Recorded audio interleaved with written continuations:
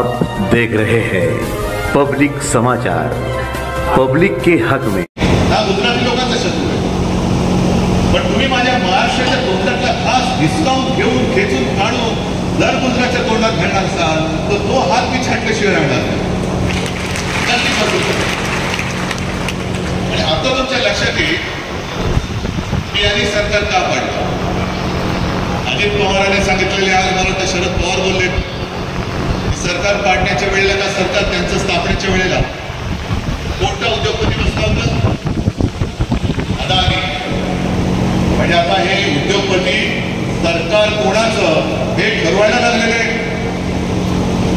मतदाराला काही किंमत नाहीये, आपल्यावरती राज्य कोणी करायचं हे उद्योगपती ठरवणार। महाराष्ट्रातल्या जमिनी कोणाच्या घशात घालायचं हे सगळं अदानीकडे जाणार। पण जशी मुंबई 1001 एकरच्या जास्त ही जागा अदानीच्या घशात त्यांनी घातली, ती मी खेचून काढणारे बाहेर परत पुन्हा हे सरकार आलं आणि तुमच्या सातबारावरती अदानीचं नाव लागलं तर तुम्ही न्याय कोणाकडे मागणार? न्याय मागेपर्यंत आणि न्याय मिळेपर्यंत आयुष्य निघून जातं।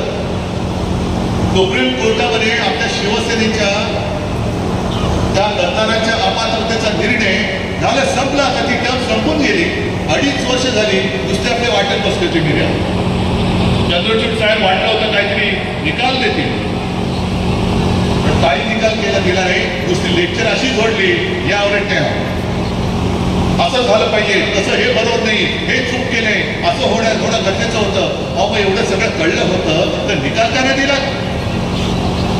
पण तिकडे हा जर का एवढा विलंब देशाच्या लोकशाहीच्या निर्णयाबाबत लागत असेल तर तुमच्या न्याय हक्कासाठी किती विलंब लागेल? या सगळ्या ज्या काही गोष्टी मी बोलतो तुम्हाला ते माझ्या अनुभवातून सांगतो। त्याच्यात आम्हाला भरपूर काही गोष्टी करायच्या आहेत। शेतकऱ्याला परत एकदा कर्जमुक्ती करून दाखवणार म्हणजे दाखवणारच आहे। कांद्याला हमी भाव देणार, सोयाबीनला हमी भाव देणार। मी सर्व शेतकऱ्यांना सांगतोय महाराष्ट्रातल्या की बस फक्त 8 दिवस कळ सोसा। या 8 दिवसामध्ये तुम्ही जर का हे सरकार बदलून दाखवलं तर तुमचं नशीब बदलणार आहे, तुमचं नशीब बदलणार आहे। तुम्ही फक्त केवळ सरकार नाही बदलणार, तुमचं नशीब बदलणार आहात। आणि तुमच्या आयुष्यामध्ये जो काही काळोख दिसतोय तो काळोख दूर करण्यासाठी तुमच्या हातामध्ये मी मशाल दिलेली आहे। मशाल निशाणी अशी तशी उगाच काहीतरी घ्यायची म्हणून घेतलेली नाहीये। जेव्हा मला कळलं की हा यांचा डाव चाललेला आहे आणि आपलं नाव चोरणार, निशाणी चोरणार, तेव्हाच म्हटलं यांचा सगळा भ्रष्ट कारभार जाळून टाकण्यासाठी धगधगी मशालच आता हातामध्ये घ्यावी लागला। आणि एकदा तुम्ही सरकार बदला, अद्वैत दादा तर निवडून आणलाच पाहिजे, तुम्हाला आणावाच लागेल, कारण त्यांनी तुमच्यासाठी तुरुंगवास भोगला पण निष्ठा नाही विकली, निष्ठा नाही विकली।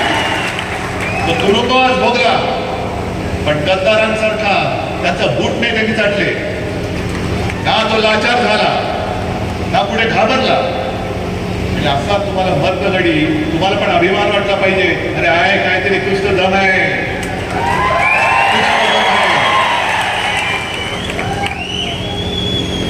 पण अद्वैत जिंकतो हे नक्की आहेच। त्याला अपशकुन करायला, मुद्दामून सांगतोय तुम्हाला, अपशकुन करायला गद्दार तर उभा आहेच, पण मध्ये आणखीन एक लोक उभे आहे। कोण आहे तुम्हाला माहिती आहे? मी मांजूरमध्ये येऊ देऊ नका, अजिबात येऊ देऊ नका। आता तो जो काय भाजपच्या पोटात गोळा आलेला आहे, उद्धव ठाकरेंना म्हणे मुसलमानांनी भरभरून मतं दिली, हो याही वेळेला देणार आहे। कारण त्यांना कळलेलं आहे की भाजप आणि विंध्याचं हिंदुत्व हे घर पेटवणार आहे आणि उद्धव बाळासाहेब ठाकरे याचं हिंदुत्व हे घरातली चोल पेटवणार आहे। आम्ही रामाला जरूर मानतो, पण हृदयात राम आणि हाताला काम देणार आमचं हिंदुत्व आहे। खास करून या वर्गाची मतं फोडायला हा उभा करायचा, त्या समाजाची मतं फोडायला तो उभा करायचा। पण ही सगळी जी काही मतदार आहेत तिकडे सुद्धा मुस्लिम आले असतील, मला नाही माहिती। आज देखील जिथे जिथे जातो तिथे काही मुस्लिम महिला किंवा मुस्लिम बांधव येऊन भेटतात ते सांगतात, उद्धव जी आपने कोरोना के समय में जो काम किया वो हम भूल नहीं सकते, आपने हमारा मजहब देके काम नहीं किया, आपने सबके साथ न्याय किया, भेद नहीं किया. हे जे काय आता सांगतात, काल देवेंद्र फडणवीस तिकडे शिवाजी पार्कला बोलले की आता मतांचं धर्मयुद्ध करा. अरे पहिले तुझं कर्मयुद्ध काय ते तर दाखव, किती पैसे खाले ते तर दाखव.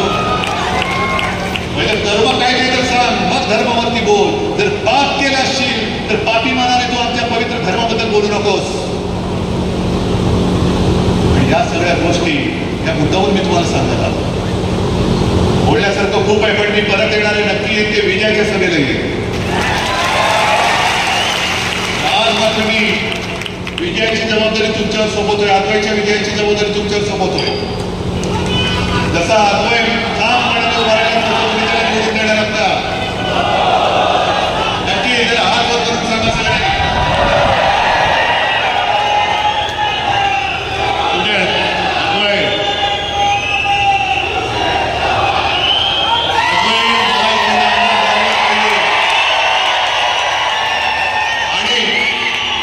जो गद्दार सांगतोय की माझ्या आणि उद्धव ठाकरेंचे संबंध आहेत होते, आता मी ते तोडून टाकले.